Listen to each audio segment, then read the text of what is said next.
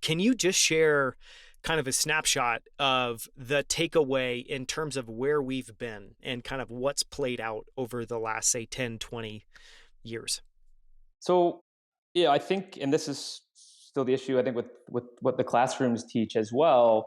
There's still a really, the majority of investors want to believe that GDP and economic growth and company fundamentals are the predominant driver of stocks. And again, with depending on your time horizon, I'm not here to really dispute that or challenge. But I think there's ample evidence that's shown that because of what policymakers have done, and something happened. I've yet to really put my finger on it. Maybe if we ruminate and have ideas, something happened between like the late '70s and early '80s, and maybe it was Volcker sort of marking the peak of inflation combativeness, and then Reaganomics in the '80s sort of ushering in this massive hysteria in Wall Street. But that's the point at which you just see a lot of these like financial ratios move higher.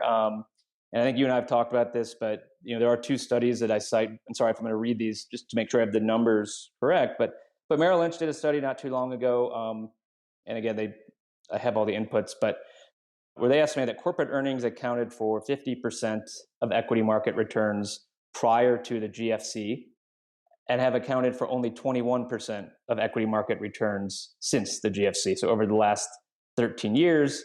And in the same study, they conclude that the changes to the Fed balance sheet have explained 52% of market returns during that same period, whereas they were much lower kind of before. But either way, they're essentially asserting that more than half of your equity market returns to some level are coming from macro. And there's another group in New York, which I like, if you're familiar with Empirical Partners, and they really just focus on data crunching, and they're third party, objective, no affiliated brokerage. And they had a similar study which showed that between 1950 and 1980, nearly 100% of real returns stemmed from growth rates in the real economy. But going back to that 1980 sort of chasm, from 1980 onwards, the performance of the economy has explained less than a quarter of market returns based on their data. So we've seen more Incredible.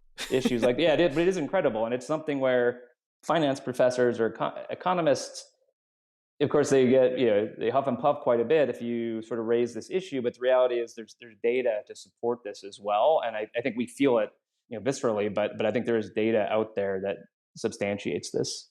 Mm-hmm.